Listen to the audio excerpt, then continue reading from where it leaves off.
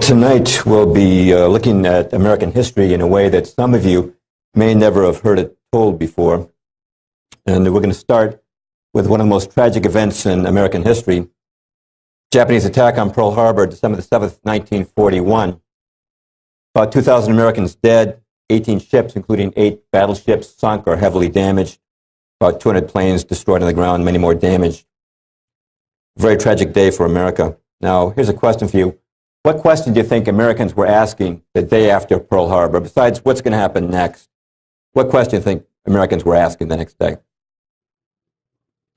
And, yeah, how could such a tragedy have befallen us? How were we caught off guard? Well, President Roosevelt appointed a commission to answer that question. It's called the Roberts Commission.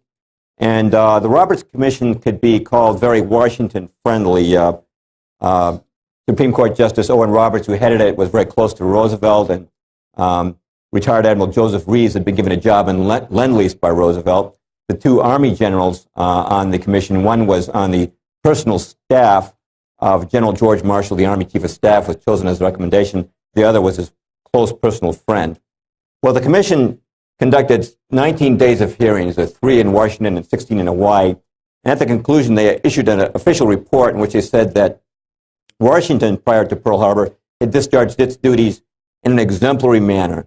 They said all the blame for Pearl Harbor lay with our 2 commanders there, namely Admiral Husband Kimmel, who's on the left, of course, the Pacific Fleet commander in Hawaii, and General Walter C. Short, the Army commander there. They said these men were guilty of dereliction of duty. They had failed to take adequate surveillance measures of the waters surrounding Hawaii. And in the headlines across America, the words dereliction of duty appeared, and these 2 were inundated with hate mail and death threats. Congressmen stood up and said they should be shot. They're responsible for the deaths of 2,000 Americans. Well, Kimmel and Short protested the findings of the Roberts Commission. They pointed out there were a number of irregularities. Justice Roberts had taken unsworn testimony for a good portion of the hearings. He had refused them the right to have fellow officers serve as their attorneys. They were not allowed the right to ask witnesses questions, and they also found that significant testimony was left out of the commission's report. So Kimmel and Short did something that's very unusual for an officer to ask for. They requested that they be court-martialed. But President Roosevelt refused. He said, no court-martials for these men. I've already relieved them of their duties. We're at war now. What good could come of a court-martial? But Kimmel and Short kept pressing their case, and Congress did too. They also wanted court-martials. And finally, in 1944, Congress mandated that the hearings take place. Members of Congress said, hey, we're obviously winning the war now. What's the big deal about letting these 2 guys have their day in court? So in 1944, the Naval Court of Inquiry and the Army Pearl Harbor Board convened. Now, at these 2 proceedings, the attorneys for Kimmel and Short presented undeniable evidence that Washington had complete foreknowledge of the attack, but denied that information to the 2 commanders. As the admirals on the Naval Court of Inquiry heard that evidence being read, they threw their pencils on the ground in disgust. Admiral Kimmel was completely exonerated by the court, and all blame was placed on Washington. Now, of course, President Roosevelt was outside their official jurisdiction. He couldn't be named, but everybody knew who was being implicated. The Army Pearl Harbor Board also reached the same conclusion, that Washington had full foreknowledge of the attack, and here are their closing words in their official report. Up to the morning of December the 7th, 1941, everything that the Japanese were planning to do was known to the United States. You can see that report online these days. Now, question to ask is, the public reacted with hate mail and death threats to the charge of dereliction of duty. How do you think the public responded to their exoneration of these 2 officers, to the news that Washington had known about the attack?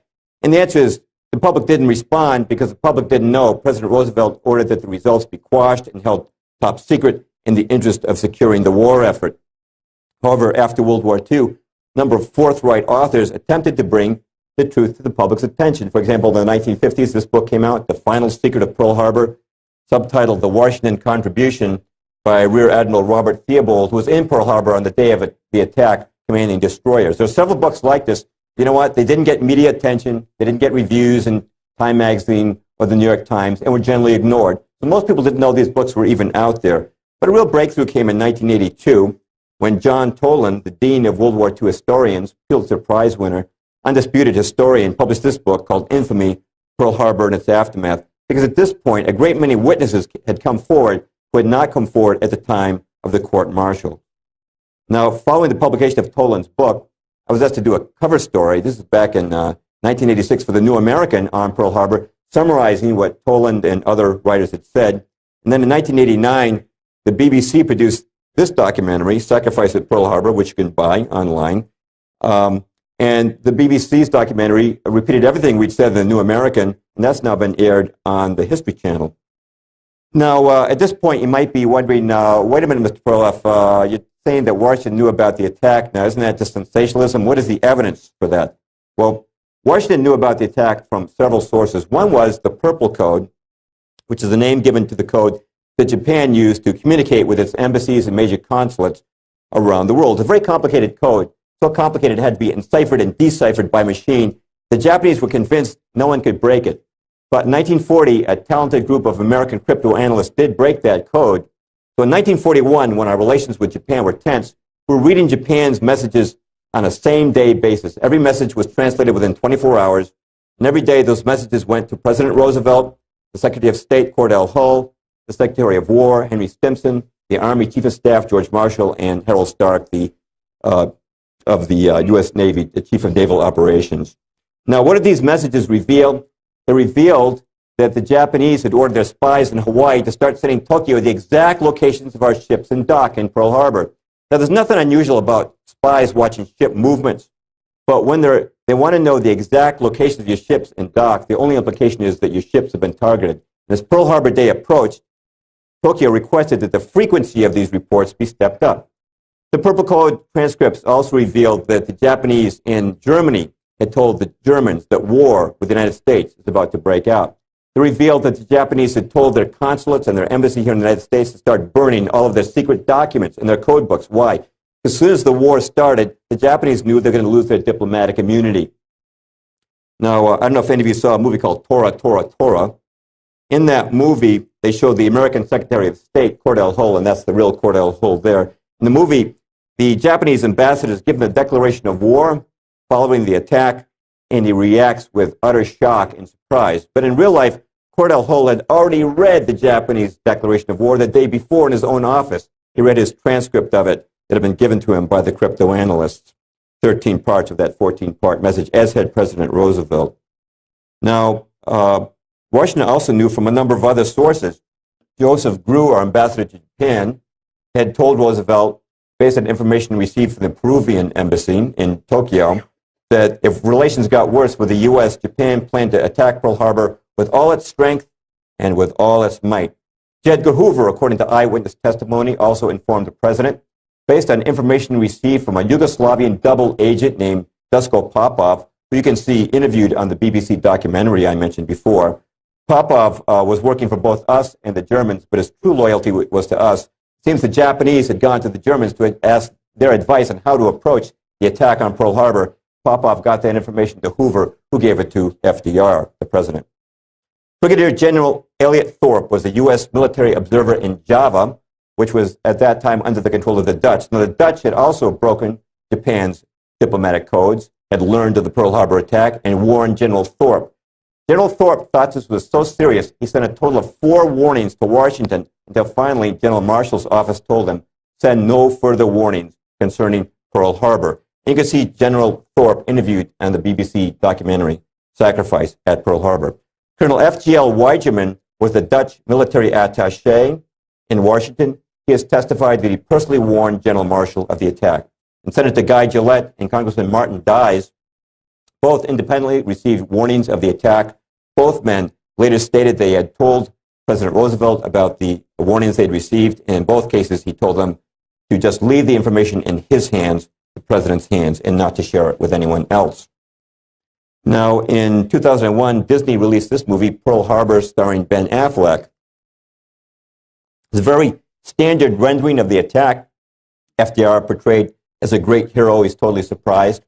And the producer of that movie, Jerry Bruckheimer, used very impolite language to describe anyone who would suggest otherwise. So in response to that, the New American Magazine asked me to do a new cover story on Pearl Harbor because at this point we had more information in particular from this book, Day of Deceit, The Truth About FDR and Pearl Harbor by Robert Stinnett. Stinnett really broke new ground in the investigation of Pearl Harbor. Through the Freedom of Information Act, he was able to prove we'd not only broken the diplomatic code, we had also broken Japan's naval codes before Pearl Harbor. This is something no one had known before outside of official circles. We had always assumed that the Japanese maintained complete radio silence as they approached Pearl Harbor. They did not. They maintained discretion, but not silence. They broke silence on a number of occasions, and the most important message was certainly this one. Admiral Yamamoto, the Japanese First Air Fleet, November the 26th, 1941. The task force keep its movement strictly secret and maintaining close guard against submarines and aircraft shall advance into Hawaiian waters, and upon the very opening of hostilities shall attack the main force of the United States fleet and deal it a mortal blow. The first air raid is planned for the dawn of X day, exact date to be given by later order. Now, no one can read that and not understand its implications. I'd like to mention that following publication of our articles in the New American, I received a note of thanks from Colonel Walter C. Short, U.S. Army retired, son of the late Pearl Harbor commander. We were also contacted by the attorney for the Kimmel family, who requested permission to use one of our New American articles in their own efforts to exonerate Admiral Kimmel. And I'd also like to mention that by a resolution of the United States Congress, Kimmel and Short have been exonerated of any wrongdoing in the matter of Pearl Harbor. But how many people know that? How many people even know there's any controversy about Pearl Harbor? Because you know what? You don't read about this stuff in the New York Times. You don't read about it in public school history books. Well, as we're going to find out tonight, there's a lot of things you don't find in those types of sources.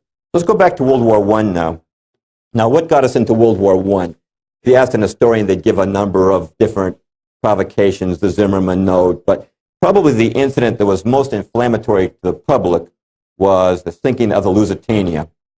Now, the Lusitania was a British passenger ship on its way from New York to England, 1915. At that time, England was at war with Germany, but we had not yet joined World War I. Well, the ship went down, and the Americans were told that the Germans simply sank this ship to be ruthless. They saw an innocent passenger ship, wanted to kill a lot of women and children, and so down it went. But that's not why the Germans sank it. They sank it because the Lusitania was loaded from one end to the other with munitions, millions of rounds of ammunition and many other munitions. Everyone who survived that disaster said there were two explosions, a smaller one and then a huge one. The small one was a torpedo hitting. The large one was the munitions detonating. The ship went down in just 18 minutes after a single torpedo hit. By the way, that's confirmed also by the logbook of the sub that sank Lusitania. The U-20's logbook said one torpedo followed by massive explosion. Equally significant, before the tragedy, Winston Churchill, who was then head of the British Admiralty, had ordered a study to be done to determine what the political impact would be if a British passenger ship was sunk with Americans on board. And there were almost 200 Americans on board the Lusitania. And prior to the sinking of the Lusitania, an exchange took place between Sir Edward Grey, the British foreign minister, and Edward Mandell House, who was President Woodrow Wilson's top advisor. Here's the exchange of communications. Grey: what will America do if the Germans sink an ocean liner with American passengers on board? House's reply: I believe that a flame of indignation would sweep the United States, and that by itself would be sufficient to carry us into the war. Joseph Kenworthy, who was then in British Naval Intelligence, Commander Kenworthy, said this: the Lusitania was deliberately sent at a considerably reduced speed into an area where a U-boat was known to be waiting and with their escorts withdrawn. Why does he say, how can he say a U-boat was known to be waiting? Well, the British in 1915 had cracked Germany's naval codes, and they knew the approximate location of every U-boat at that time in the British Isles. They also knew the location of the U-boat, the U-20, by reports of its recent activities. Now, in the United States, an official hearing, investigation was carried into looking into the sinking of Lusitania, but at that hearing, officials were only allowed to see a dummy manifest that omitted the ship's munitions. The original manifest that listed the munitions was ordered by President Woodrow Wilson to be hidden in the archives of the U.S. Treasury. Now, hearing this, some of you might think, well, Mr. Perloff, isn't that just sort of a conspiracy theory? Is that pretty wild stuff? Actually, almost everything I just said has already been on the History Channel. In the documentary In Search of the Lusitania, you can read about it in the book The Lusitania by British historian Colin Simpson. or in Room 40, which came out more recently by Patrick Beasley. Now, Beasley is a former officer in British naval intelligence, and he's considered the world's leading authority on the history of British naval intelligence. Here's what he writes in his book. I am reluctantly driven to the conclusion that there was a conspiracy, his words, to put the Lusitania at risk in the hopes that even an abortive attack on her would bring the United States into the war. All right, let's kick it back in history one more time now to the Spanish-American War. Now, what was the event that brought us into the Spanish-American War of 1898? Sinking of the Maine, that's right. Here's the Maine, the beautiful new battleship, sailed into Havana Harbor in 1898. And a few days later, an enormous explosion tore through the ship. That's what it looked like afterwards. 266 crewmen, that's most of the crew, lost their lives. Soon thereafter, headlines like this began to appear. Crisis at hand, cabinet in session, growing belief in Spanish treachery, McKinley suspicious of Spanish plot. And so America went to war. It was said that the Spanish had ordered the Maine to be sunk to intimidate us, and that they sunk it either with a mine or a torpedo. And the battle cry was, remember the Maine. But after that war, American historians continued to ponder the question, what really did sink the Maine? Well, the Discovery Channel has done a pretty good job of answering that. In 2002, they released this documentary, Unsolved History, Death of the USS Maine. Now, what they did was they asked naval engineers and other scientists from various fields to recreate the sinking of the Maine. Now, they didn't do a computer model. Believe it or not, they actually reconstructed part of the hull of the Maine using the exact same kind of steel, exact same kind of rivets. They consulted the original blueprints for the Maine, and they visited a sister ship, identical ship that's still afloat today before they did this. Then they took this hull and they applied explosive pressure under differing conditions and compared the results they got to the photographed wreckage of the Maine. Now, the Maine no longer exists today, but at one point it had been raised and extensively photographed. Well, they were able to demonstrate from the results they got that there's no question that the Maine sank from an internal explosion. An external device like a torpedo or a mine creates a totally different effect on the hull. What does that mean? If correct, it means that in 1898, the United States went to war on a wrong pretext. Now, we started with Pearl Harbor in 1941. Let's start moving towards present time. Let's stop at the Korean War, 1950. The Korean War began in June of 1950 when Kim Il-sung, the dictator of North Korea, ordered his troops to invade South Korea. But here's a question I know very few people can answer this. How did Kim Il-sung and the communists come to power in North Korea? Very few people have an answer to that. Some people think, well, did Mao Zedong put him there? No, Mao Zedong came to power in 49 in China. This guy was already in power in 45. The answer is that we pretty much put him there in a roundabout way. And here's how it happened. During World War II, Joseph Stalin was our ally against the Germans. Now, he's a bad guy to have for an ally. You might remember, when the Germans invaded Poland in 1939, so did he. And like the Germans, he had put to death innumerable of his own people. But nonetheless, he was our ally against Germany, but not against Japan. He had a non-aggression pact with Japan. But at the Big Three Conference of Yalta, President Roosevelt asked Stalin if he'd break his non-aggression pact with Japan. He said, sure, I'll do it on one condition. The United States has to supply everything my Far Eastern Army will need. All the planes, tanks, jeeps, trucks, weapons, and food. You do that, and I'll send my army to fight the Japanese in the Far East. And Roosevelt agreed.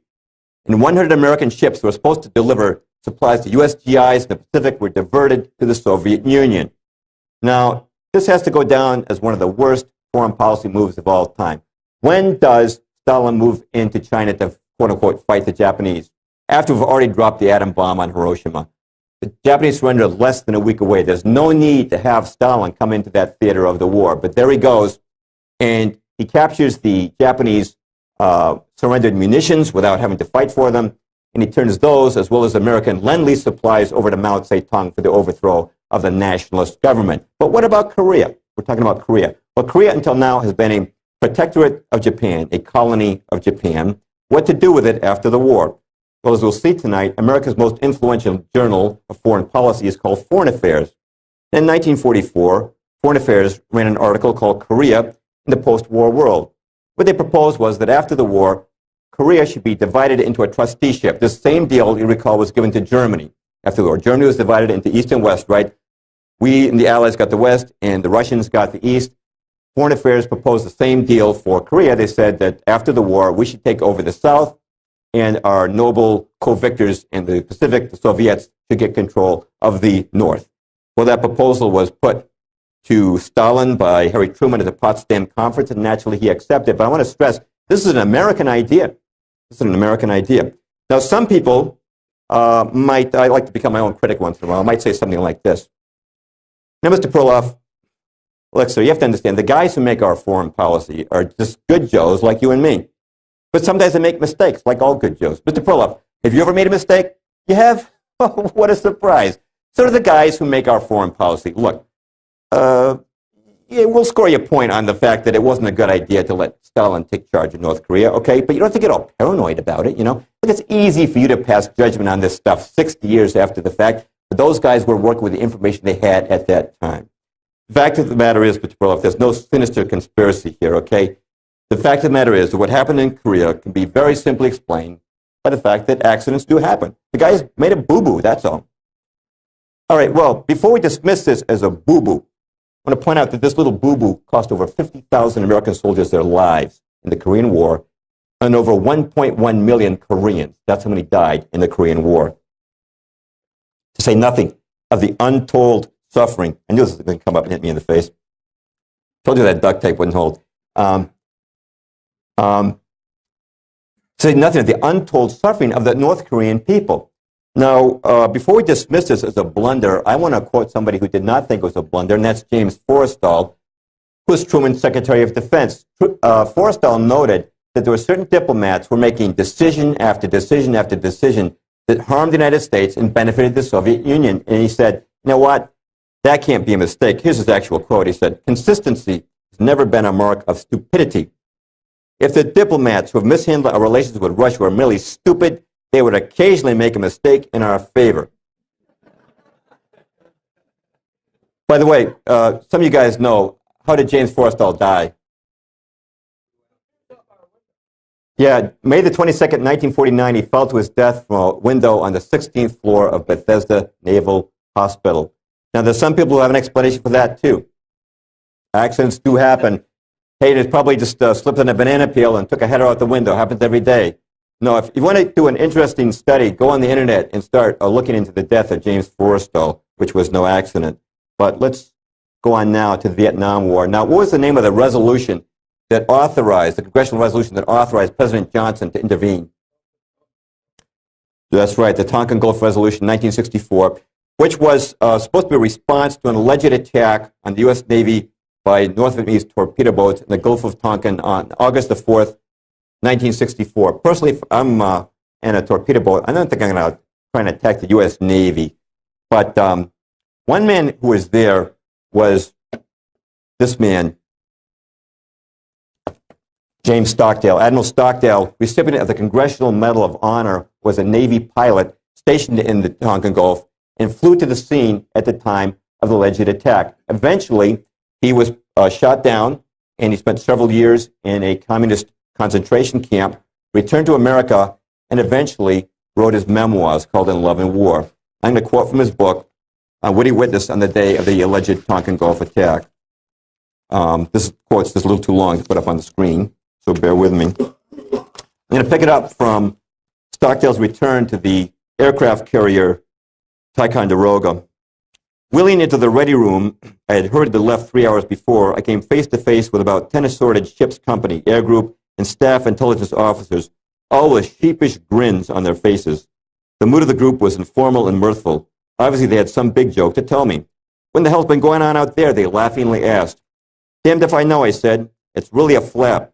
The guy in the Maddox, that's one of the destroyers, air-controlled radio, was giving blow-by-blow accounts just like he did on Sunday. Turning left, turning right. Torpedo to the right of us, torpedo to the left of us. Boom, boom, boom. They got right down there, shot whatever they were shooting at. Came around toward the destroyers once, right on the deck, chasing some imaginary PT boat they said was running up behind them. Did you see any boats? Not a one. No boats, no boat wakes, no ricochets off boats, no boat gunfire, no torpedo wakes. Nothing but Black Sea and American firepower. For goodness sakes, I must be going crazy. How could all that commotion be built up out there without something being behind it? Now, the next morning, Stockdale was woken by a young officer. Who are you, I asked.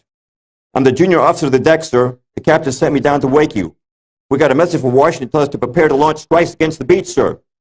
What's the idea of the strikes, I asked. Reprisal, sir. Reprisal for what? For last night's attack on the destroyers, sir. I flipped on my bed lamp, and the young officer left. I felt like I'd been doused with ice water. How do I get in touch with the president? He's going off half-cocked.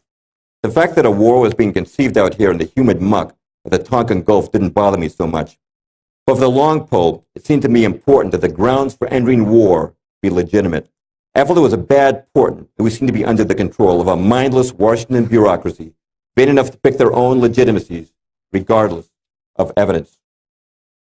Now, let's bring it up to, one more thing I want to mention about Tonkin Gulf. As some of you may know, the Tonkin Gulf Resolution was written before the Tonkin Gulf incident took place.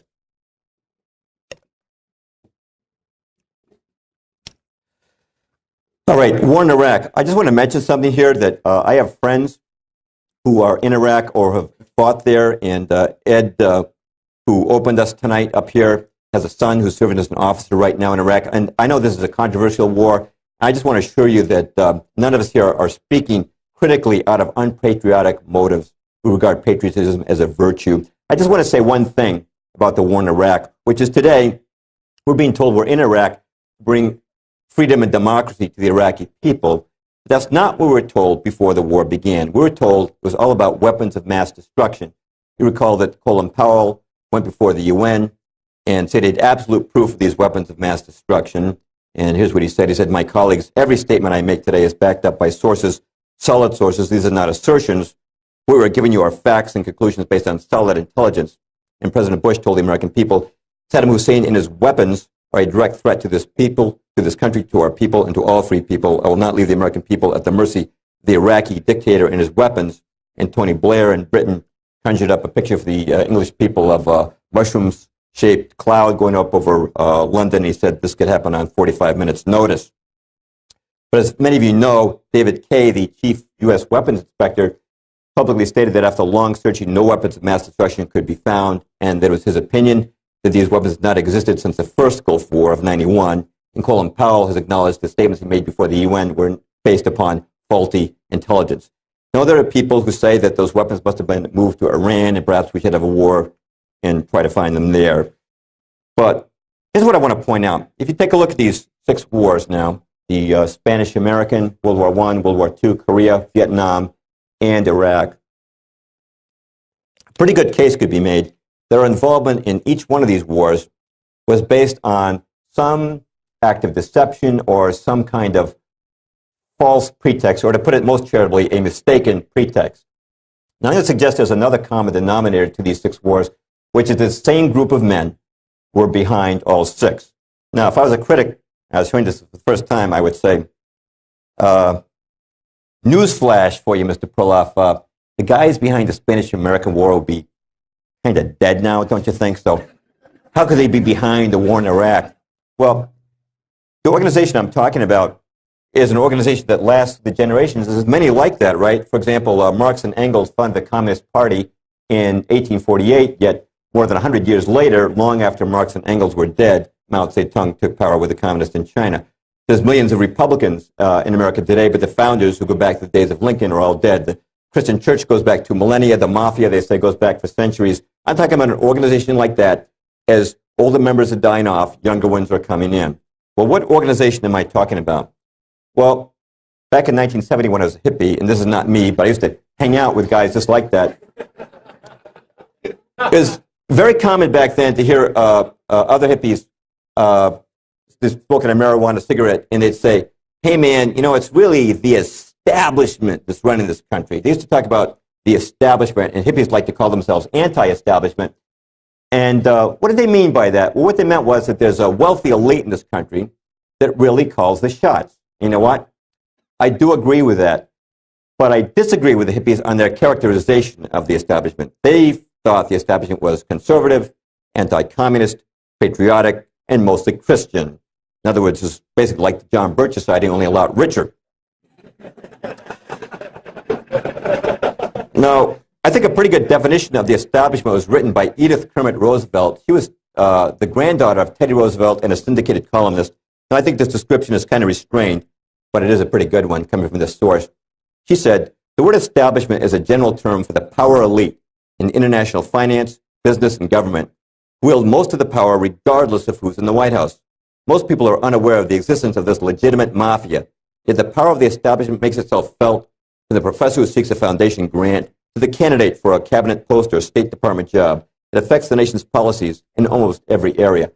I want to underscore two things that Roosevelt said. One is international finance. As we'll see today, the establishment is linked to Wall Street and the banking community, and also regardless of who's in the White House. In other words, to these guys, it doesn't matter whether a Democrat or Republican is sitting there, they still have the power. Now, some people might say this, Mr. Perloff, you obviously don't know anything about American government. Because if you did, you know we have government of the people, by the people, and for the people. You know what, Mr. Perloff?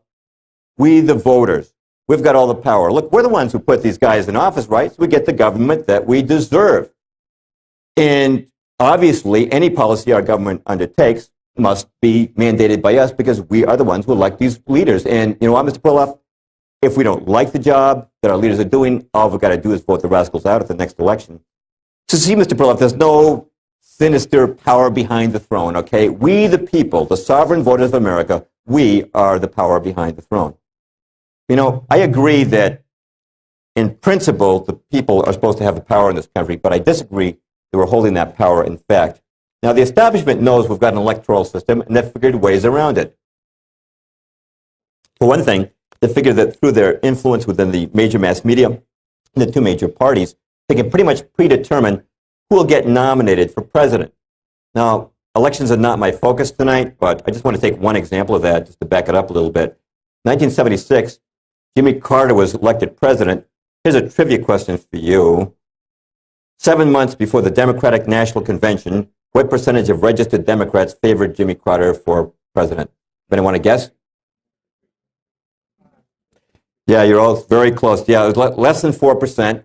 Most people didn't even know who Jimmy Carter was. So what happened? Well, Carter was invited to the Tarrytown, New York estate of David Rockefeller, who many consider the kingmaker of the American establishment. Also there was the big new Brzezinski, who Carter later made his national security advisor. And Barry Goldwater, many of you know, former Republican presidential candidate, former senator from Arizona, wrote about this meeting between Carter and these two men. And here's what he said. David Rockefeller and Zbigniew Brzezinski found Jimmy Carter to be their ideal candidate. They helped him win the nomination and the presidency. To accomplish his purpose, they mobilized the power of the Wall Street bankers and the media controllers. Let me flesh that in a little bit. Media controllers. By the time the nomination convention rolled around that summer, Carter's picture appeared on the cover of Time magazine 3 times, and Time's cover artists were told to make him look as much like John F. Kennedy as possible. His picture appeared on Newsweek's cover twice by the time of the convention. The New York Times ran a number of puff pieces on Jimmy Carter, including a piece in the New York Times Magazine. The Wall Street Journal ran an editorial saying the best possible Democratic candidate making the best president for America would be Jimmy Carter. And of course, that swung the businessman vote. And every night, the 3 networks at that time, NBC, ABC, and CBS, inundated people with pictures of Jimmy Carter. And guess what? When the convention came around, Jimmy Carter got the nomination. But do you think that he got that nomination because all across America, the sovereign voters of America spontaneously decided that they wanted Jimmy Carter for president? Or was it because he was picked in a high place, then packaged and sold to the American public? I respectfully suggest that it was the latter. And I also respectfully suggest it's been the latter for most of our major party candidates over the last century. But it's not just about elections. The establishment has established bridges of influence to the sitting president, the most important of which is the Council on Foreign Relations, CFR for short, headquartered in New York City with a branch in Washington. And of course, it's the subject of my book, The Shadows of Power, subtitled The Council on Foreign Relations in the American Decline. Now, how does the council influence the president? We're going to talk about that. But first, I'd like to establish this. What is the goal of the Council on Foreign Relations? The goal is world government. And I'm just going to quote Admiral Chester Ward. He was former judge advocate of the U.S. Navy. He was invited into membership in the Council on Foreign Relations. He spent 16 years there, was shocked by what he found. Here's what he wrote. He said, the main purpose of the Council on Foreign Relations is promoting the disarmament of U.S. sovereignty and national independence and submergence into an all-powerful one world government.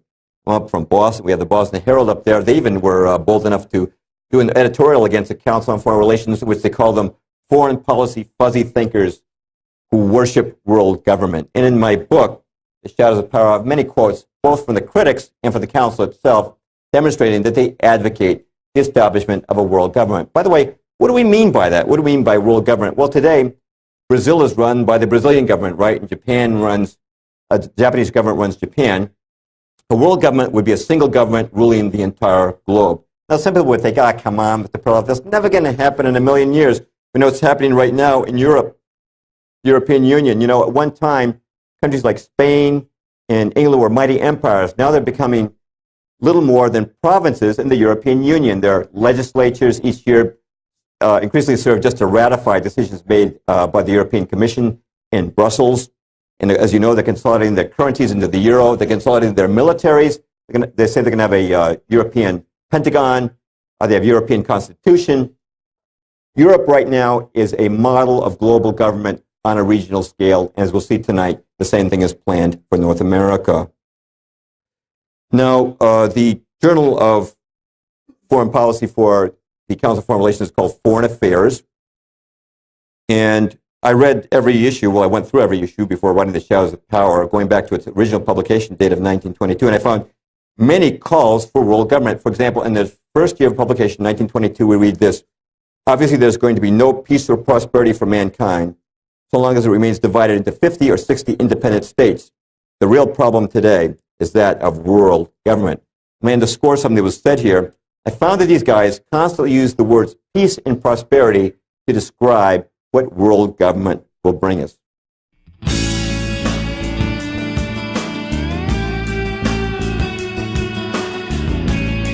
What they say is, there's nothing worse than war, right? The only reason we have war is that we have different countries. These countries make war on each other. Now, if we just lived under a world government, we'd all live in peace, brotherhood, and happiness. Well, contradicting that is this man, Professor Rudolf Rummel, Professor Emeritus of Political Science at the University of Hawaii, did an interesting study on death in the 20th century. And what he found that in that century, 4 times more people died at the hands of their own government than died in war. So it seems that there is something worse than war, which is totalitarian government. The question you got to ask is, if we have a world government, who's going to run it? Now, globalists will say, well, international coalitions are great. Look at how they stopped Saddam Hussein. What happens if Saddam Hussein runs your world government? You've got only one government on the earth. Where are you going to run to hide? There's no government now you can run to protect you. The Founding Fathers of America knew that it's very dangerous to put all power in one place. That's why they didn't just give us a president and the executive branch, but they also gave us a legislative branch. And even with that, there's a check and a balance, right, between the House and the Senate, plus the judicial branch to keep an eye on the other two. And I know that there's been corruption in all those branches of government, but nonetheless, that system has served to protect us from being taken over by a dictatorship. And by the way, in the original view of the framers, the states were supposed to counterbalance the power of the federal government, an issue that was sort of settled by the war between the states.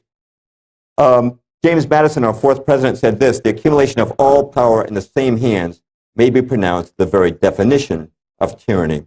You can be sure if you accumulate all power in the world government, it'll be the worst tyranny this planet has ever seen.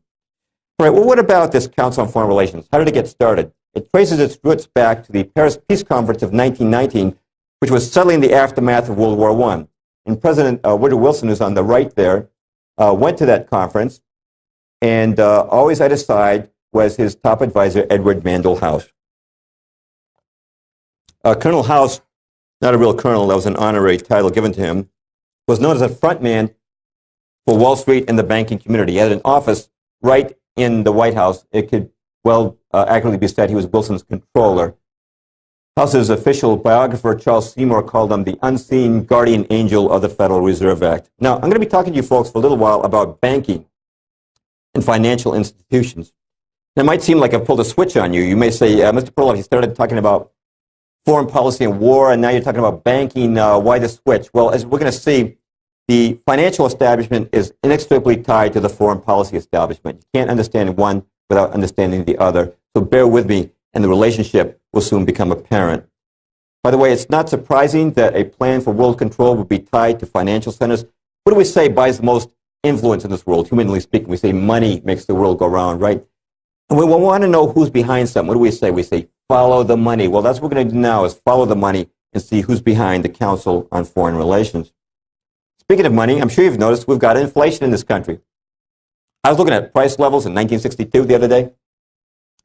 1962, a postage stamp was 4 cents, a candy bar was a nickel, and the movie theater ticket was 50 cents. I went to Colby College freshman in 1969. The tuition was $2,600, now up to about $40,000. My father brought a brand new Toyota Corolla in 1969 for $2,400.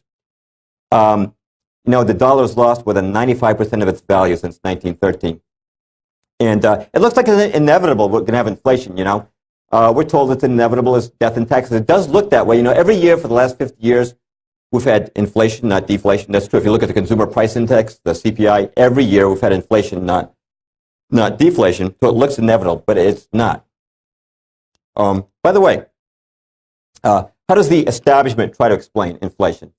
They explain it kind of like this. It's the fault of the American worker. Some guy has a baby, and he goes to his boss. He says, "Boss, I just had a baby. Can I have a raise of $20 a week?" And the boss says, "Well, Joe, I'd like to give you a raise of $20 a week. But the only way I can afford to do that is by raising our prices $20 a week. I'll have to pass that cost on to our customers." So the guys doing business with Joe's company say, "Well, you guys are raising your prices $20 a week. We'll have to do the same thing." So all across America, prices go up because greedy Joe had a baby and asked for a raise. And guys like him, right? Well, that's one of the explanations we give. Well, that's not the case. Inflation is not inevitable. I'm going to show you a very interesting graph.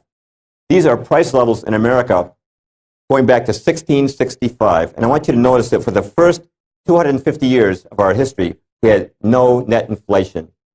It's only over the last century we've had this skyrocketing inflation. Now, some people might object and say, "Hey, Mr. Perloff, there's some blips in there." Yeah, what are those blips? Those blips are wars.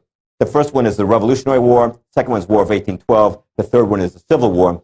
In wartime, our government, like many governments, has printed money to pay the cost of the war. You know what happens when you print money? You get inflation, right? But notice that after the wars, money returned to its normal value. Did you know that 1900 a dollar was worth exactly what it was worth in 1770, the days of George Washington? No net inflation for 130 years. But look at this war, World War I. All of a sudden, we inflate again, and it starts to go back down, and that's mostly the Great Depression when we had some deflation. And then it just takes off. Well, what happens? Something's obviously changed. There's no effect without a cause. What's the cause of that change in America? And the change was caused by the introduction of the Federal Reserve. Now, I know that Ben Bernanke has taken over at the Fed, but I still have Greenspan's picture up there. It's still, I think, a more familiar face to most Americans.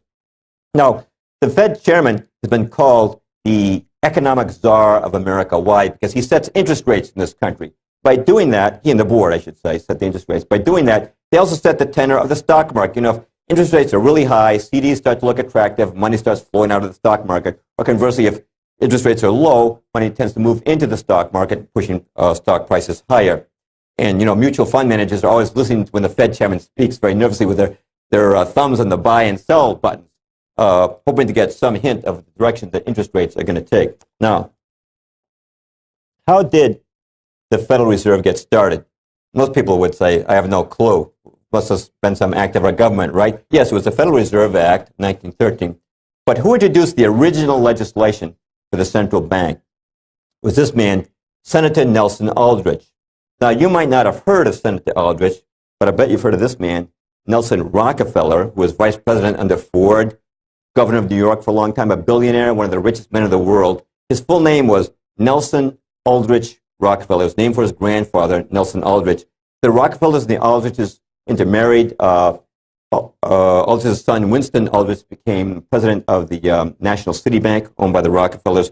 And when Aldrich spoke on Capitol Hill, when Senator Aldrich spoke, people understood he was speaking for the Rockefellers and their allies. Now, something I want to point out to you that's important. The legislation that he brought forward in the Senate was not written by him. He didn't write a word of it. It was written at a secret meeting of the world's most powerful bankers at J.P. Morgan's hunting club on Jekyll Island off the coast of Georgia. Now, some people would say, oh, come on, Mr. Perloff, you don't expect us to believe that, okay? What evidence is there that this conspiracy took place?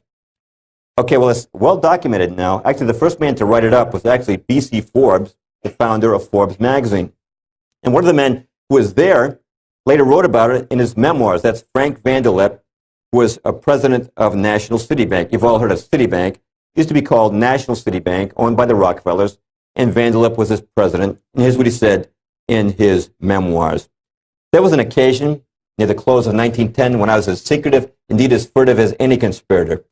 I do not feel it is any exaggeration to speak of our secret expedition to Jekyll Island as the occasion of the actual conception of the Federal Reserve System. We were told to leave our last names behind us. We were told further that we should avoid dining together on the night of our departure. We were instructed to come one at a time and as unobtrusively as possible to the terminal of the New Jersey Littoral of the Hudson, where Senator Aldrich's private car would be in readiness attached to the rear end of the train for the south. Once aboard the private car, we began to observe the taboo that had been fixed on last names. Discovery, we knew, simply must not happen. If it would be discovered that our particular group had got together and written a banking bill, that bill would have no chance whatever of passage by Congress, unquote. Okay, who's at this meeting? Representatives of the three most powerful banking houses in the world. It's kind of like a meeting of the mafia dons. Representing the House of Rockefeller are Vanderlip and Aldrich. Representing the House of J.P. Morgan, from left to right, are Benjamin Strong, head of J.P. Morgan's Bankers Trust Company.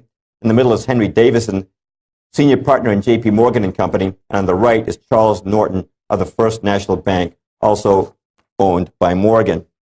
But the most powerful figure at this meeting was the man representing Europe's Rothschild family, Paul Warburg. Now, you might not have heard of Warburg, but if you've ever seen the musical Annie or the old comic strip Little Orphan Annie, you've seen him caricaturized. You might recall that Annie had a rich benefactor, the richest man in the world, named Daddy Warbucks. Well, the cartoonist simply took the name Warburg and changed it to Warbucks. Actually, myself, I think that this fictional banker is a better representation of Warburg. But who was Warburg? Well, Paul Warburg was a German banker, a partner with the Rothschilds, who'd grown rich in Europe by establishing central banks to loan money to the governments of Europe. And in 1902, the Rothschilds sent Warburg to America with instructions to found a similar bank here in the United States. As soon as he came here, he became a partner in Kuhn, Loeb and Company, which was the Rothschild banking satellite in New York City. And he quickly formed an alliance with John D. Rockefeller and J.P. Morgan. Now, this alliance was nothing new. It went way back. The Rothschilds had actually provided the original seed money for the Standard Oil fortune of Rockefeller. They'd also bailed out J.P. Morgan when his firm was in trouble in the 19th century. Now, in 1907, J.P. Morgan, who owned a large number of newspapers, started a rumor about the insolvency of a couple of rival banks, namely the Knickerbocker Bank of New York and the Trust Company of America. This led to runs on these banks. If you've seen that movie, It's a Wonderful Life, you've seen an example of a run on the bank. You know, banks loan out the money that's on deposit. That's how they make their profits. But if all the depositors were to panic and run to the bank and ask for their money, and the bank had loaned out too much of it, the bank could collapse. That's what happened to these two banks. This spread to other banks and became known as the Panic of 1907. Immediately following that, Morgan's newspapers and Rockefeller's newspapers and Senator Aldrich began clamoring, America must have a central bank to prevent any repetition of such a crisis, and that became the Federal Reserve. Now, why do they want a central bank? Well, who do you suppose Woodrow Wilson appoints vice chairman of the original Federal Reserve will set America's interest rates? Paul Warburg. The very guy who ran the meeting on Jekyll Island is now put in charge of the system. Who's put in charge of the New York Federal Reserve, the system's nucleus? Benjamin Strong. The very guys who devised the Federal Reserve Act are now given control of the system. In other words, the coyotes are now in charge of the hen house. But why do they want a central bank? Well, Paul Warburg at Kuhn Loeb was making an annual salary of $500,000 a year. That's a lot of money back then. That's equivalent to more than $10 million a year now. Paul Warburg gave up that position to accept a job on the Federal Reserve Board, a position that paid only $12,000 a year. Now, why did he do that? Some people might say, well, Jim, I'm sure that when Warburg came to this country, he must have gotten caught up in a frenzy of patriotism. And in this mad frenzy of patriotism, he altruistically gave up his job at Kuhn Loeb so he could join the Federal Reserve Board and stabilize the American economy. I don't think that was it. I think Paul Warburg said to himself, why should I make a piddling, diddling $500,000 at Kuhn Loeb when I can make countless millions for myself and my friends in high finance by setting interest rates in this country on the Federal Reserve Board? Snap my fingers once, stock market's going to go up. Snap them twice, stock market's going to go down. Now, I feel a critic coming on. Charles Lindbergh Sr. was one of the most eminent men in Congress and helped lead the fight against the Federal Reserve. That's right, there was a fight against the Federal Reserve. There are many who I could quote on this, but I'm going to quote Congressman Lindbergh because his name has recognition value. Here's what he said when the bill was being debated. Here's what he said on the floor of the House. This act establishes the most gigantic trust on earth. When the president signs this act, the invisible government by the money power, proven to exist by the money trust investigation, will be legalized. Let's stop right there. What does he mean by the money power? He's talking about the alliance between the houses of Rockefeller, Morgan, and Rothschild. The money power overawes the legislative and executive forces of the nation. I have seen these forces exerted during the different stages of this bill. From now on, depressions will be scientifically created. The new law will create inflation whenever the trust wants inflation. If the trust can get a period of inflation, they figure they can unload stocks on the people at high prices during the excitement, then bring on a panic and buy them back at low prices. The people may not know it immediately, but the day of reckoning is only a few years removed. Now, these words by Lindbergh were pure political prophecy. Was there inflation, like he said? Yeah, take a look. As soon as you get the Federal Reserve, that's when your inflation starts occurring. Was there a stock market excitement, like he said, with the people entering into a panic stage where the rich could buy them back at low prices? Yes, that was the stock market crash of 1929. Now, see these guys here? We have Warburg, John D. Rockefeller. The younger J.P. Morgan has now taken over for his father. Bernard Baruch, another banker who operated within this cartel. Joseph P. Kennedy sort of operated at the fringes of the establishment. These guys were all out of the stock market in 1929. Now, if you consult their biographies, it says that it was because of their wisdom, their financial wisdom. They weren't foolish like the millions of small investors who were wiped out in 1929. But I suggest there's another reason, which is control. If you knew in 1929 that the Federal Reserve was about to jack up interest rates, you could be out of the market. Louis McFadden, Congressman McFadden, was head of the chairman of the House Banking Committee. He said this of the stock market crash of 1929. It was not accidental. It was a carefully contrived occurrence. The international bankers sought to bring about a condition of despair here so they might emerge as rulers of us all. When the Federal Reserve Act was passed, the people of these United States did not perceive that a world banking system was being set up here, a superstate controlled by international bankers acting together for their own pleasure. A quote you didn't find in the New York Times. Curtis Dahl was Franklin D. Roosevelt's son-in-law. He was a broker for Lehman Brothers. He was on the floor of the New York Stock Exchange on Black Friday in 1929. He said this of the crash. It was the calculated shearing of the public by the world money powers. But the Fed was not just about controlling the stock market. Motive number two was creation of money from nothing.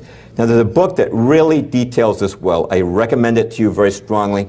It's called The Creature from Jekyll Island by G. Edward Griffin, best book that's out there on the Fed. It's about sold out now, right, Ed? We do have, I think, one copy back there for sale. We'll be taking orders for more. This is a fabulous book. I consider it one of the 10 most important political books that you can read. Now, we have a very expensive government, as you know.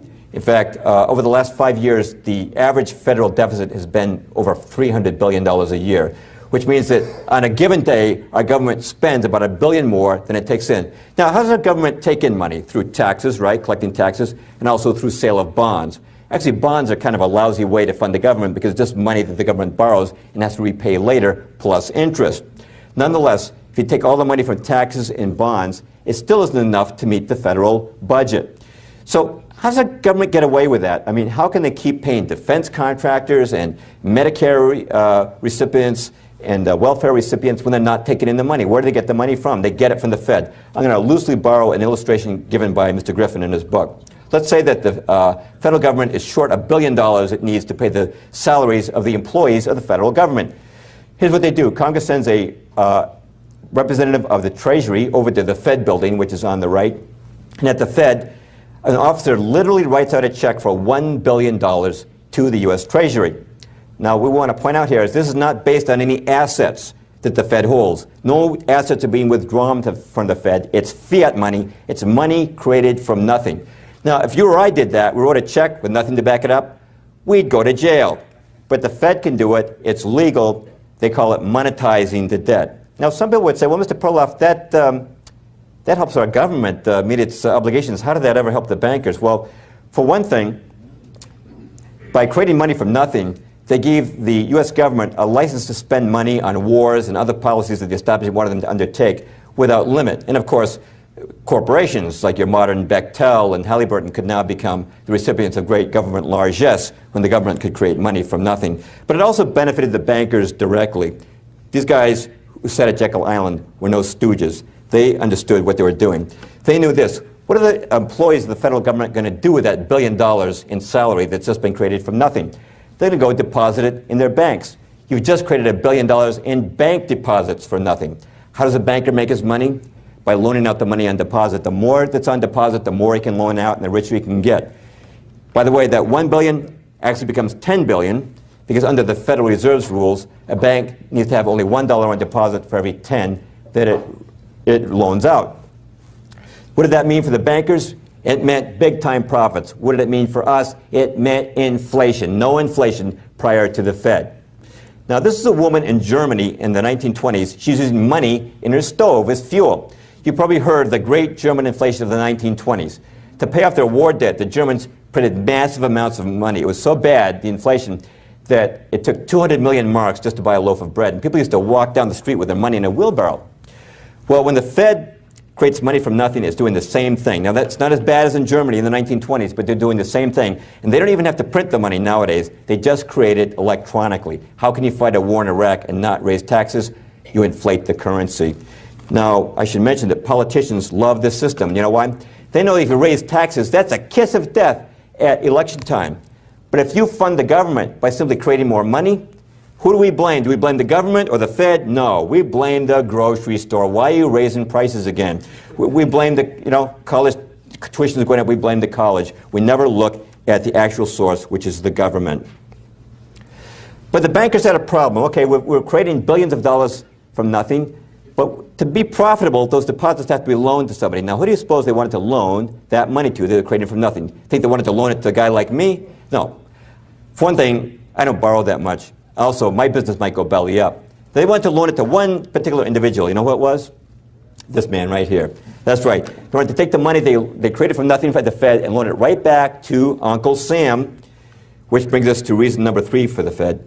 Interest on loans to the American government. The Fed was empowered to buy and sell bonds for the federal government and to have a voice in setting the rates on those bonds. And who was going to buy up those bonds? Naturally, they would. Of course, you and I can buy a bond too, but the bankers knew very well that they were going to buy most of them. But they still had a problem. How's the American government going to pay back all the interest on all this debt? Because in 1913, the American government had very few sources of revenue. Its biggest source of revenue at that time was tariffs. You know what they came up with? They came up with the income tax. Some people don't know there was no income tax in this country before 1913. In fact, in 1895, the Supreme Court ruled that an income tax was unconstitutional. The only way to get an income tax enacted was to pass an amendment, or try to pass an amendment, to the Constitution. Now, who introduced the income tax amendment? You only get one guess on this. What legislator? Nelson Aldrich, the same man, introduced the original legislation for our central bank. Now, why did the American people accept the income tax? Also originally it was only 1% of your income. And naturally, Senator Aldrich and all the other co-sponsors promised, don't worry, it'll never go above 1%. So Americans said, hey, I'm a patriotic Joe. If Uncle Sam needs 1% of my income and I always can keep the other 99%, no problem. But you know what happened? A few years later, Congress raised it a smidge and another smidge until after a few smidges, we're all paying 18, right, 28, 33% of our income in federal income tax, because the bankers understood this principle. If you want to boil a frog, you can't just drop him in boiling water. He'll jump out. If you want to boil a frog, put him in lukewarm water and gradually turn up to a boil, and he'll never even know he's been cooked. And that's what they did with the income tax. The intention all along was to raise it from the 1%.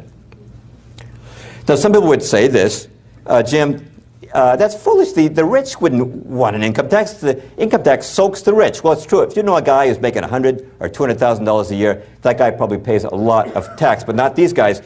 Now, in 1970, when I was 18, I worked for Kelly Labor in downtown Boston at minimum wage, $1.80 an hour. You know, I paid more income tax that year than the billionaire Nelson Rockefeller, who didn't pay 1 cent in income tax. How do we know that? Because when he became vice president under Ford, he had to reveal his income tax returns. Back in the 1930s, the Bacora hearings revealed that J.P. Morgan had not paid any income tax at all in 1931 and 1932. How do these guys get away with it? Well, the main way is they put their assets into tax-free foundations, which is a whole other subject we're not going into tonight. But those foundations serve to further the power and influence of the establishment, for example, by providing funds for colleges to force them to teach a certain agenda to their students. Now, look at these dates with me, 1914. Now, in 1913, the bankers have established the Federal Reserve, which enables them to make billions of dollars out of nothing, which they can loan to the federal government at interest rates they themselves will set. Also in 1913, they've established the income tax by which they can extract repayment from the American people. Only one thing is missing. America needs a reason to borrow. Now, if only something would happen that would cause the American people to borrow money, if only something would happen to cause a lot of borrowing. What happened in 1914? 6 months after the Federal Reserve Act was passed, Archduke Ferdinand is assassinated. America later goes to war. And the result of that, our federal deficit, which was $1 billion, pretty manageable sum, $1 billion before the war, became $25 billion by the end of the war, and we've never looked back on debt since. Now, some people have another explanation for these dates, which is, hey, stuff happens. You know, it's all a coincidence. Now, as you heard in the introduction, I've written a couple of books on creation versus evolution. I give PowerPoints on that. And what I talk about there is the evidence that God designed the world, that the world has far too much complexity and design in it. I talk about the fact that the goodness in the world is design. And people sometimes ask me, what's the relationship between your two talks? Well, the relationship between that and tonight's talk is, I'm also saying that evil also occurs by design. Do I believe accidents happen? I sure do, but not in politics. Now, some people might say this, Mr. Perloff, you know, the Federal Reserve and income tax, right, those are underpinnings of our free enterprise system here.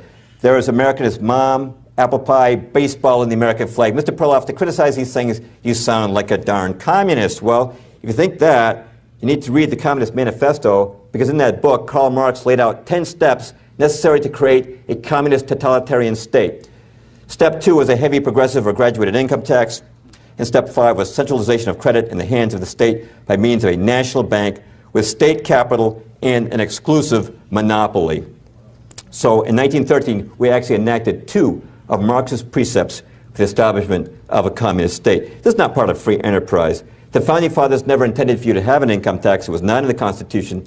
As far as the creation of money goes, the Constitution says Congress, or elected representatives, shall have the power to coin money and regulate the value thereof, not private bankers. Now, young people today are really struggling, you know, money troubles, fights over money. And, you know, a young man today will say sometimes, well, you know, my great-grandfather came to this country in 1900. He had 10 kids, his own house, his wife never worked a job.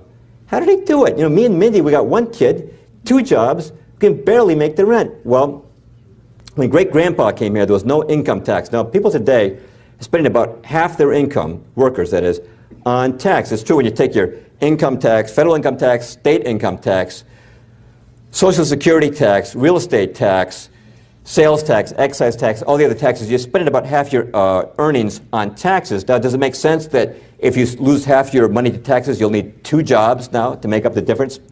Plus, when great-grandpa came here in 1900, he had a stable dollar. It was worth the same next year as last year. So, we have a problem on our hands, but the bankers, I want you to know, they're really sorry about all this trouble they've caused, and they've come up with a solution. Say, we're really sorry about all this inflation and tax. We know you can't make ends meet, so that's why we send you 3 credit card offers in the mail every day. We feel really bad Of course, who will have to charge you 12% interest on that? You know how that works, though? They create the situation where we don't have enough money, and then what do? We have to go right back to them to get the money.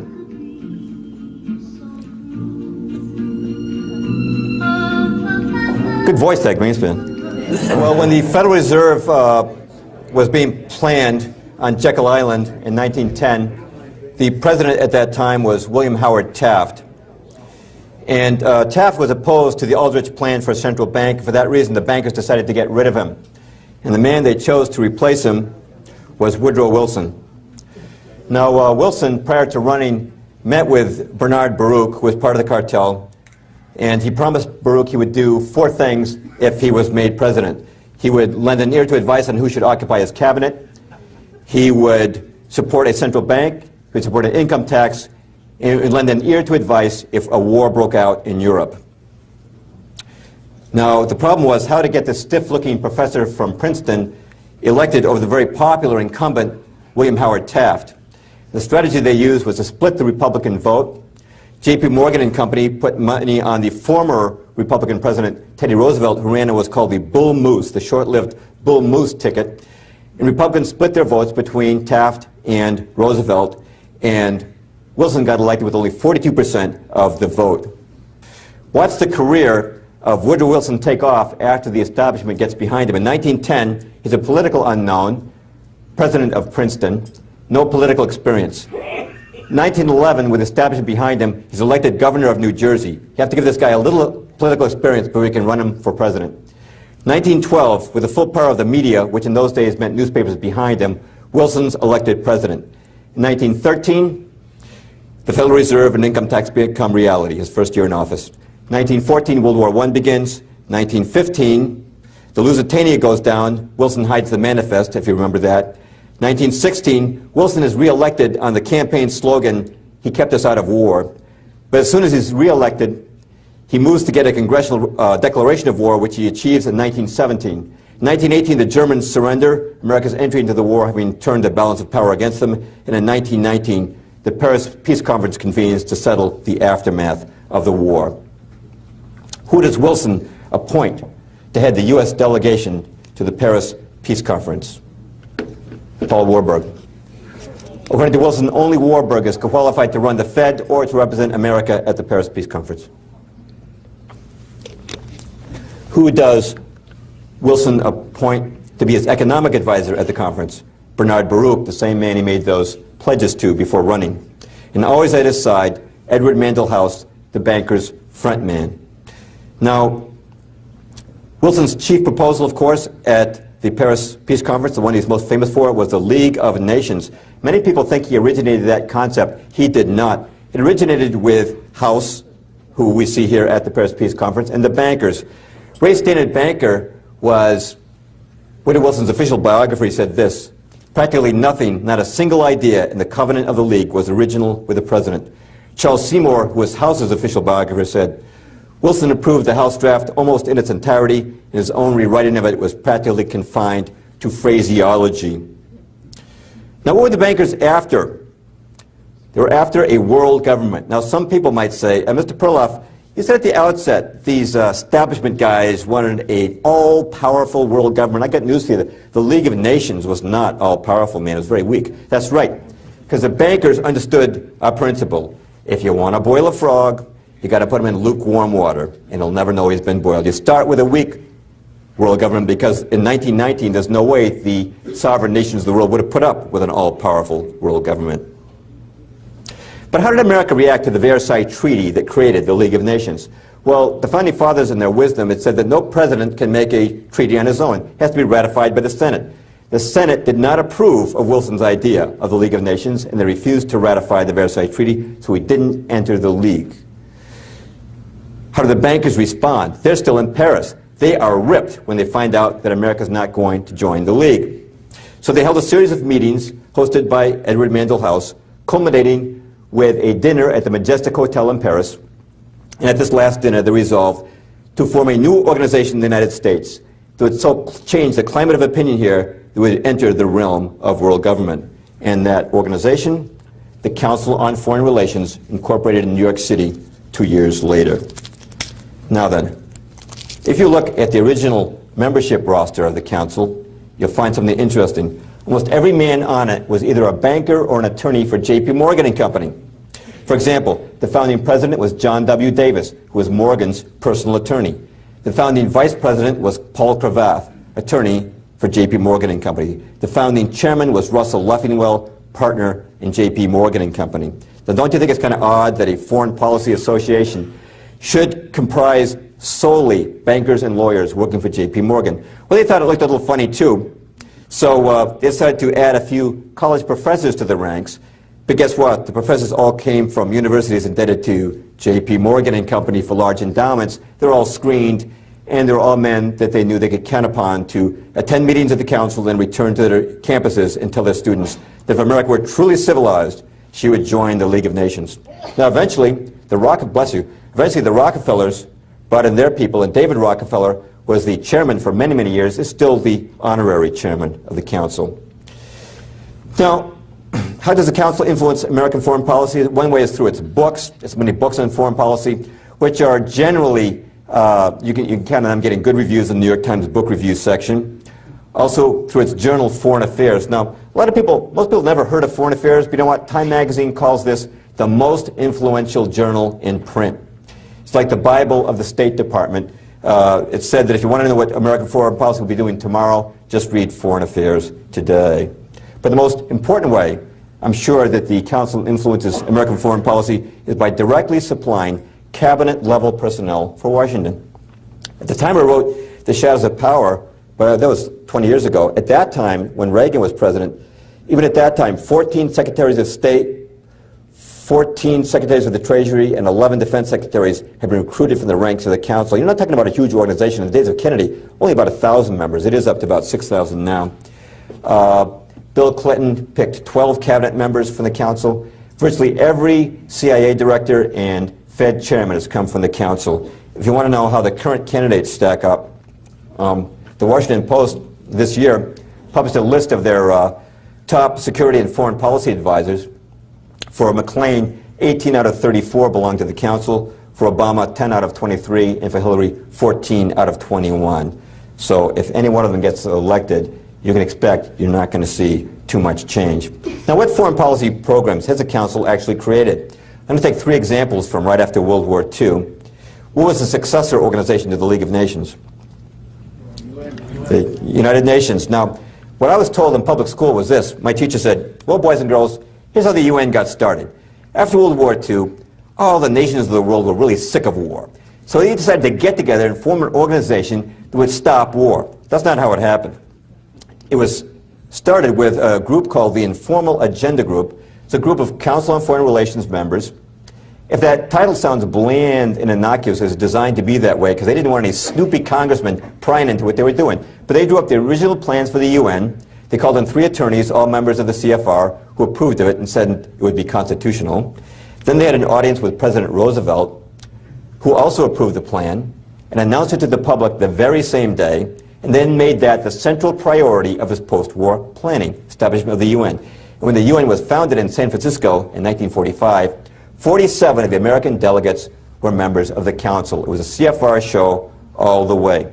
How about the Marshall Plan, the post-war plan to help Europe? People will say, well, that was thought up by General George Marshall. He announced it at a Harvard commencement speech. That's what it says in your history book, and he did announce it at a commencement speech at Harvard, but it had nothing to do with planning it. Actually, it was all laid out at a study group at the Council on Foreign Relations with David Rockefeller as its secretary. Originally, they were going to call it the Truman Plan and have President Truman announce it. But after some deliberation, they said, you know, if Truman announces it, the Republicans might not go for it. You know, they may call this a New Deal for Europe. So General Marshall was selected because they felt that as a general, he would appear to be a political neutral, and that plan worked. The plan got bipartisan support. Well, what were they trying to do with the Marshall Plan? We were told it was charity for Europe. Well, for one thing, corporations linked to the CFR were given tax dollars to send these goods to Europe. But more significant was this. The man on the left is John J. McCloy of the Council on Foreign Relations. He was in charge of Marshall Plan funds in Europe. And the man on the right is Jean Monnet, the founder of the Common Market. Time magazine called him the father of Europe. In 1947, Monnet sent his people to McCloy It said they needed money to start a European Union movement. McCloy turned over unlimited Marshall Plan funds, what were called counterpart funds, to Monet's people to start the European Union movement. Those funds were used to host the first Council of Europe meeting in 1949, to found universities would advocate European Union, to found the European Union youth movement, and to fund the political campaigns of politicians who would advocate a European Union. European Union didn't just happen recently, it started back in those days, and Americans never knew their tax dollars were being used for this purpose. By the way, John J. McCloy, a true insider's insider, when he returned to the United States, he became chairman of the Chase Manhattan Bank, chairman of the Council on Foreign Relations. He was also one of the first presidents of the World Bank. Now, you've heard of the World Bank and International Monetary Fund. How did they get started? Your history books say they were started at the Bretton Woods Conference. Well, that's true. Officially, they were started at the Bretton Woods Conference, but all the groundwork was first laid by the Council on Foreign Relations at what they called their Economic and Finance Group. In other words, the Council on Foreign Relations is a factory of American foreign policy, but how many people even know it exists? By the way, what was the purpose behind the World Bank and the IMF? We're told these are essentially charitable organizations attached to the UN to help out poor countries with their debt problems. Well, actually, it's a loan guarantee scheme. Here's what happened. After World War II, the banks down in New York, like National City and Chase, wanted to continue loaning money to the governments of nations. But they said to themselves, you know, after the war, some of these countries are kind of on shaky financial ground.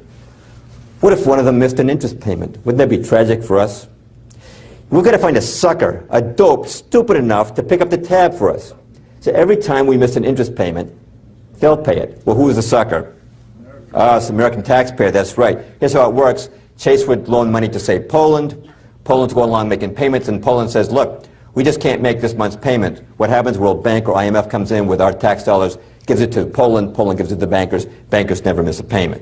Now, if you think I'm making this up, I'm going to quote Jesse Helms, Senator Helms, former chairman of the Senate Foreign Relations Committee, said this: the New York banks have found important profit centers and lending to countries plunged into debt.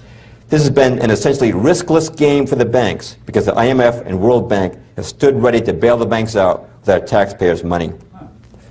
A.K. Chesterton, the noted British political observer, said this: the World Bank and the International Monetary Fund were not incubated by hard-pressed governments, but by a supranational money power which could afford to look ahead to the shaping of a post-war world that would serve its interest.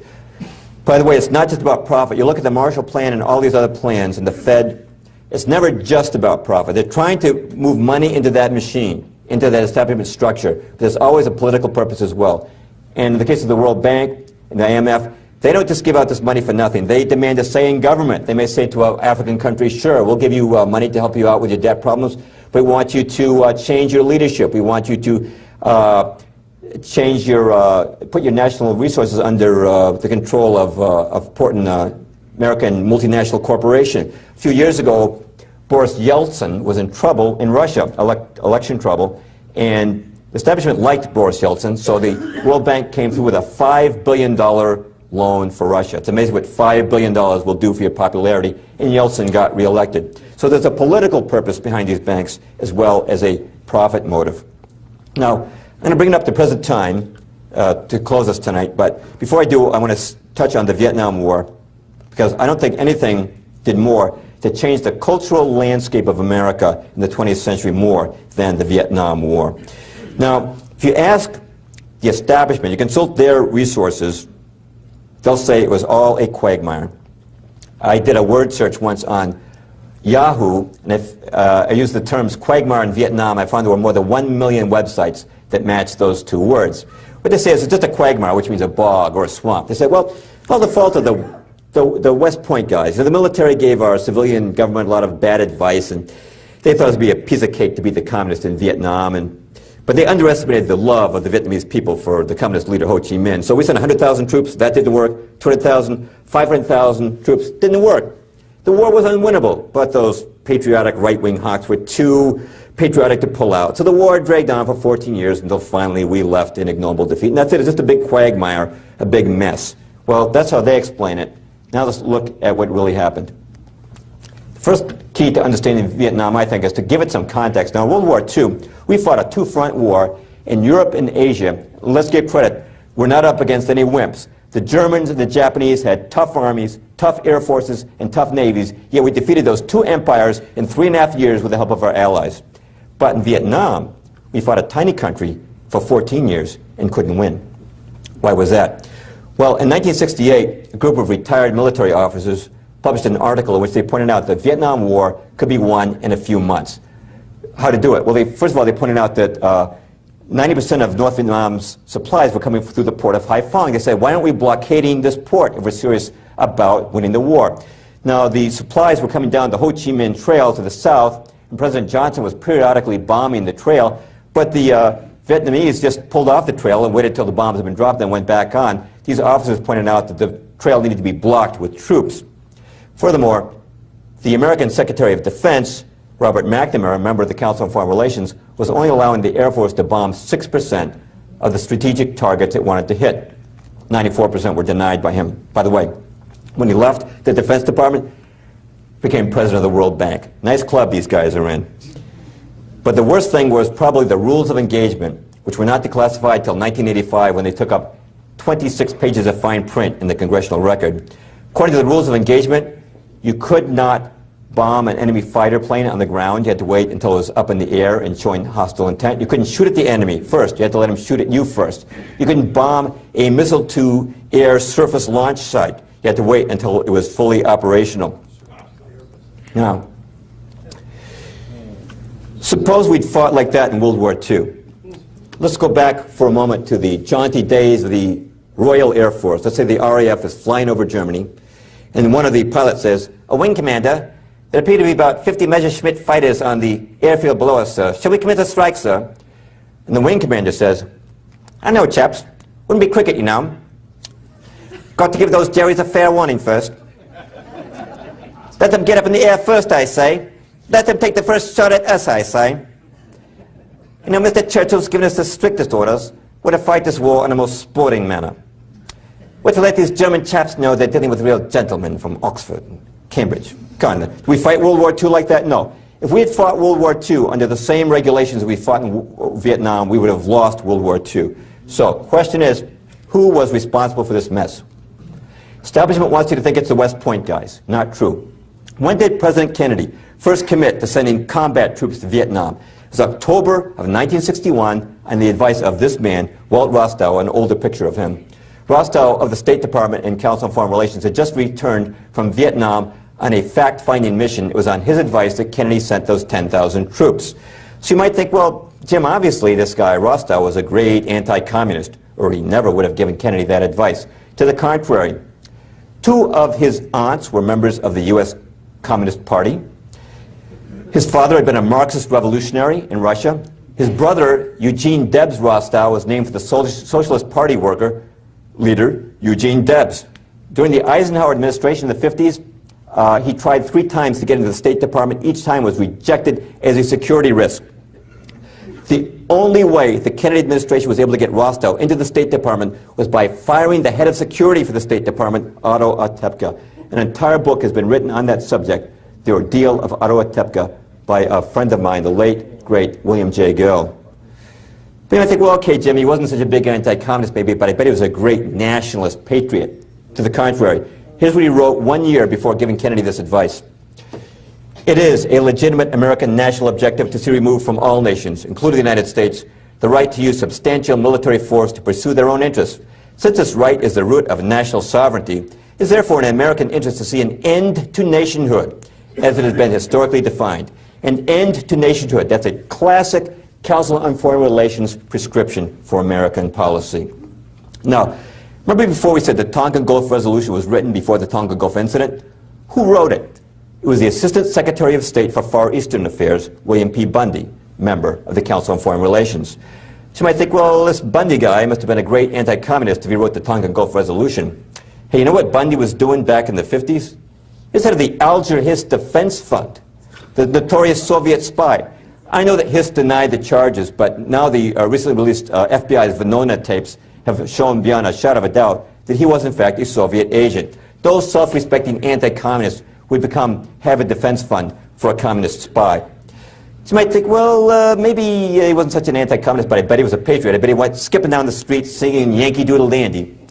Not quite. When he left the State Department, David Rockefeller appointed him editor of Foreign Affairs, this nation's #1 journal, calling for an end to American sovereignty. One more thing about Vietnam, though. What caused President Johnson to escalate the war? Why did he suddenly start sending hundreds of thousands of troops in 1965? The reason is he had a secret meeting with a secret clique of advisors called the Wise Men, 14 senior policy advisors, 12 of whom were members of the Council on Foreign Relations. And Mr. Perloff, I think we just heard some more conspiracy gobbledygook. I don't believe that there was any such meeting.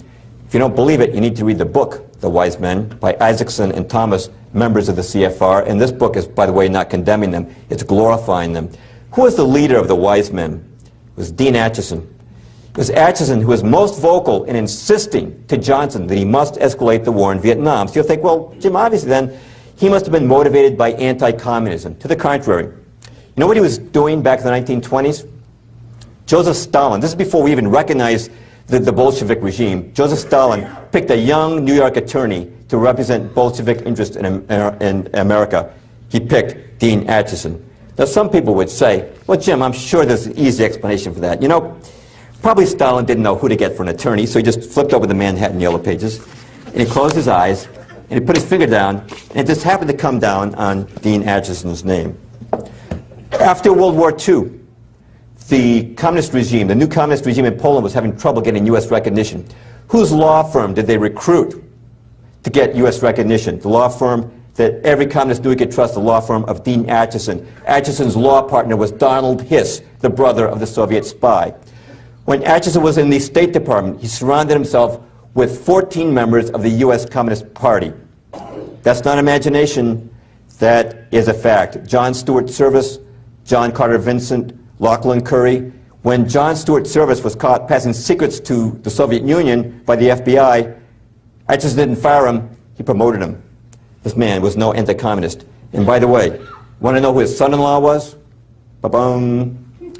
See, it's a very small clique of men who actually got us into Vietnam. And when you realize that the CFR clique that got us into Vietnam wrote the rules of engagement that made it impossible to win in Vietnam, you realize that what happened in Vietnam was not a quagmire or an accident. Well, what's the establishment agenda today? They're still promising us peace and prosperity. How are we going to get that? Well, the prosperity, they say, will come through multinational trade agreements, and the peace will come through their war on terror. Now, let's do these individually.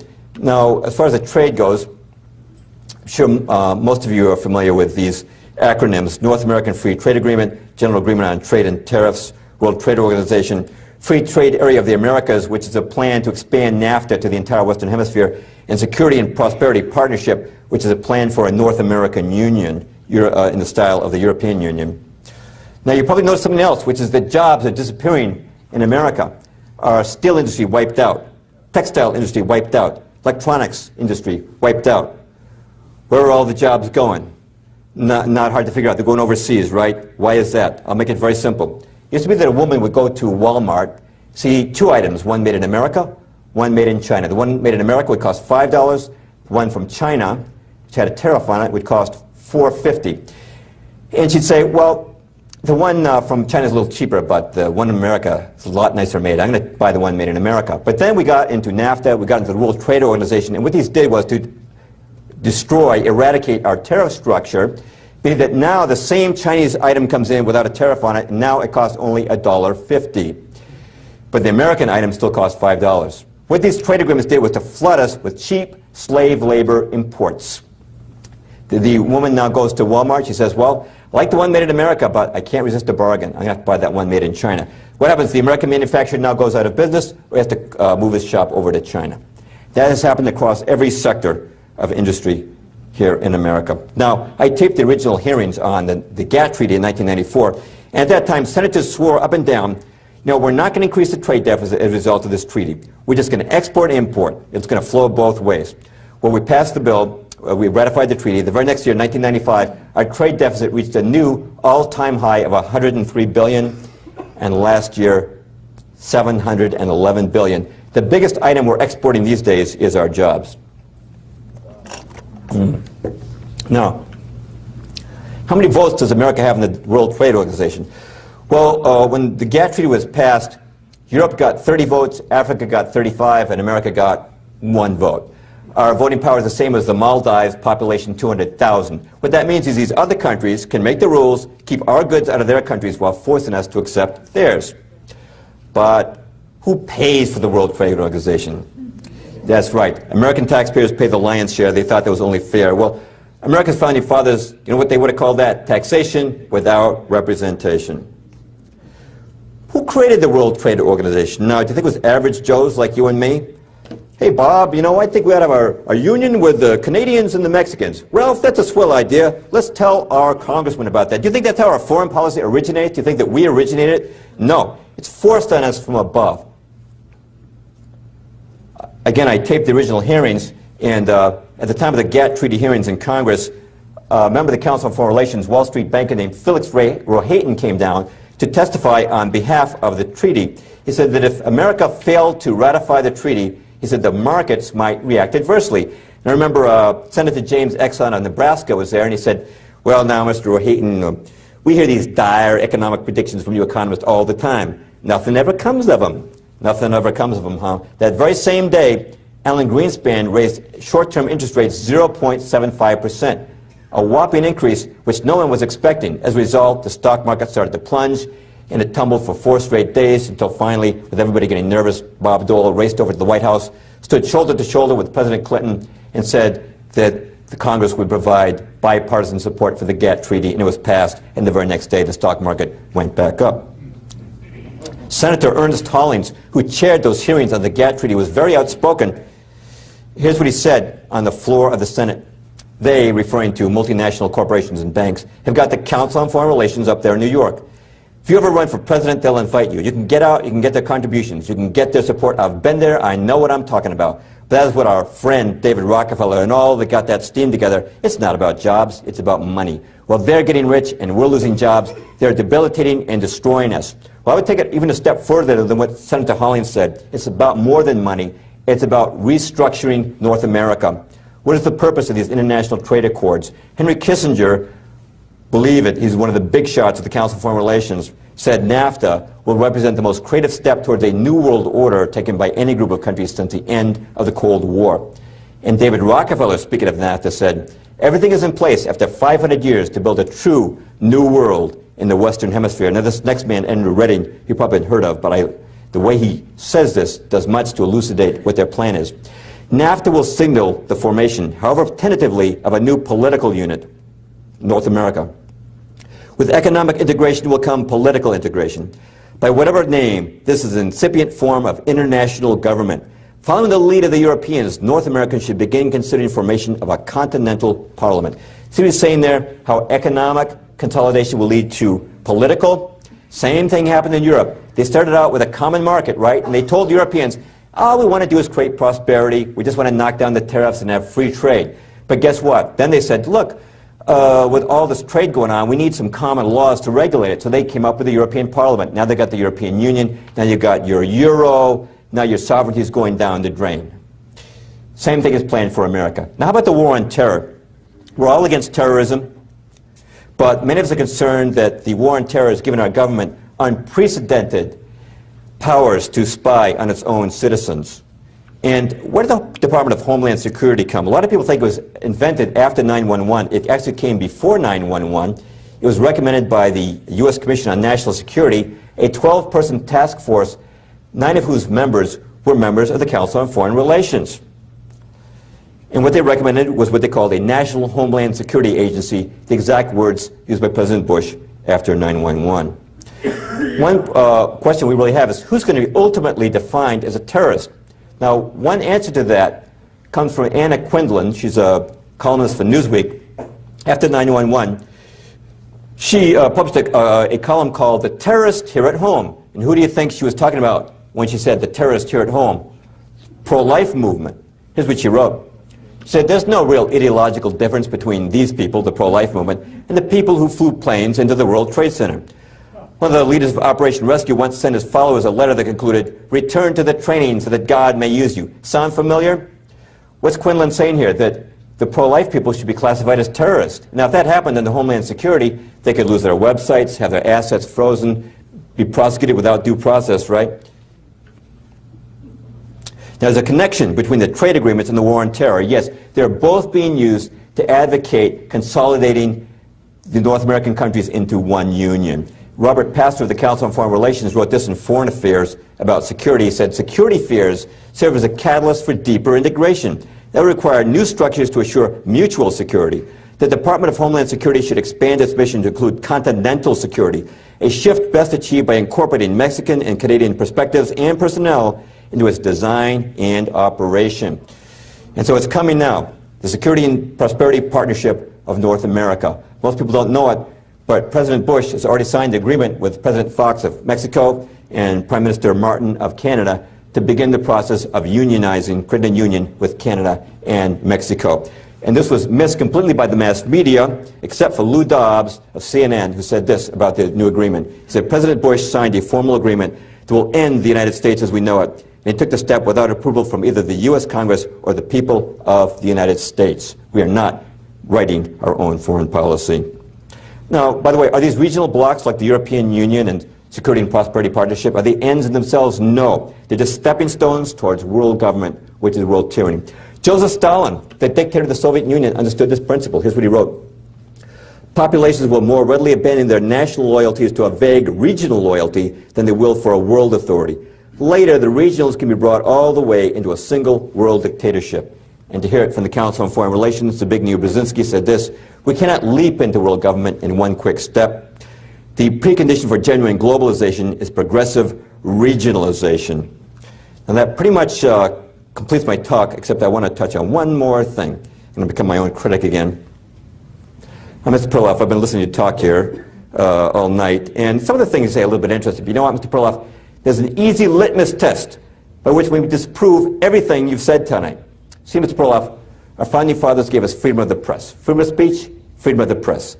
So you can be sure there are no big secrets in America. Now here in America, we have a lot of choices. You live up there in Boston, Mr. Perloff. You can read the Boston Globe, but if you don't like it, read the Times or the Post or any other of many major daily newspapers. If you don't like your news in a daily format, Mr. Perloff, you can get it in a weekly format from one of these fine news resources. Or if you don't like to read, Mr. Perloff, and I suspect you don't, you can get it from television news. Now, Mr. Perloff, this is a small sampling of our media marketplace. It's a marketplace of ideas. Now, are you seriously trying to suggest that all the reporters for all these media outlets missed all these stories been missing about? I don't think so, Mr. Perloff. You know what? I think you have no credibility. Why should we believe a goofball like you when we can turn to a respected source of news and information like the New York Times? I tell you what, Mr. Perloff, I'll believe the stuff you've been saying the day the New York Times prints it. Until then, don't waste your breath on me, huh? All right. What about that? Well, you better believe that an establishment that's powerful enough to control our government and our banks is also powerful enough to run the media. And you better be sure they're also smart enough to have figured out a long time ago that if they want their agenda passed, they're going to have to control the media that shapes public opinion. Just to take the New York Times as an example, because this is not a talk on the media tonight. In the 19th century, the Rothschilds sent their agent, August Belmont, who's in the upper left there. That was not his real name. They thought August Belmont would sound pretty classy. And he and J.P. Morgan offered money to Alfred Ox if he would buy a newspaper that would represent establishment interest in America. And Ox took that money, and he bought a small newspaper called the New York Times, which at that time had a circulation of just 9,000. But with the power of Rothschild and Morgan behind him, Ox turned the New York Times into the world's most powerful newspaper. He immediately moved it to new headquarters, plush new headquarters at what is now called Times Square. He was able to buy famous writers, bring them into the fold, buy up channels of distribution. But I just want to point out the New York Times was not built on integrity, it was built on money. And from Ox, the ownership passed on to Sulzberger, Dreyfus, and Sulzberger, all members of the Council on Foreign Relations. And if you look at the Times editorial history, you'll find they've consistently supported the policies advocated by the CFR. For example, when Paul Warburg was up for vice chairman of the Fed and congressmen were making noises about this guy, the New York Times published an editorial saying what a great patriot he was. The guy next to Fidel Castro there is New York Times reporter Herbert L. Matthews. It was his articles in the New York Times that persuaded Americans that Castro was not a communist, but was actually the George Washington of Cuba. Matthews, member of the Council on Foreign Relations. The man in the lower left, Leslie Gelb, New York Times editor, one of the key figures behind the Pentagon Papers, which demoralized America so much during the Vietnam War. So you might think, well, maybe Gelb will expose the CFR. Not likely. He was its president for 10 years, still its president emeritus.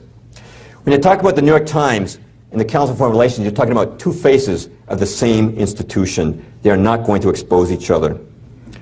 What looks at first like great diversity actually is not. Our Boston Globe up in Boston is owned by the New York Times, just as the Washington Post owns, Post Company owns Newsweek, just as Disney owns ABC News, just as CBS owns the big publisher Simon & Schuster. Or take a look at one corporation, AOL Time Warner owns America Online, Time Magazine, Warner Brothers, CNN, Turner Broadcasting, HBO, Sports Illustrated, 130 magazines not even listed here. If you take all the movie chains and major radio networks, TV networks, major magazines, newspapers, and publishing houses, most of them are owned by about a dozen corporate entities which interlock at the top with membership in the Council on Foreign Relations. My final quote confirming this comes from David Rockefeller himself, who said this at a dinner in 1991. "We are grateful to the Washington Post, the New York Times, Time Magazine, and other great publications whose directors have attended our meetings and respected their promises of discretion.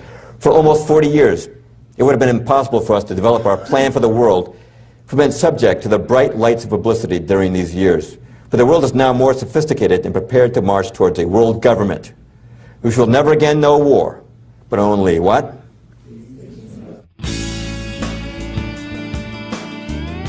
Well, that does conclude my presentation. I do want to encourage you, if you're not already subscribing to the New American, if you're dependent on the Times and Time Magazine, to step outside the box, see what else is out there. It's already been mentioned, my book, Shadows of Power. We do have a few copies in stock tonight. These guys already mentioned very kindly my books, Tornado in a Junkyard, and The Case Against Darwin. I do give PowerPoints if any of you are interested ever. Having to speak at your church or organization on that subject, the evidence for the world being designed. We're not here by chance. Thank you.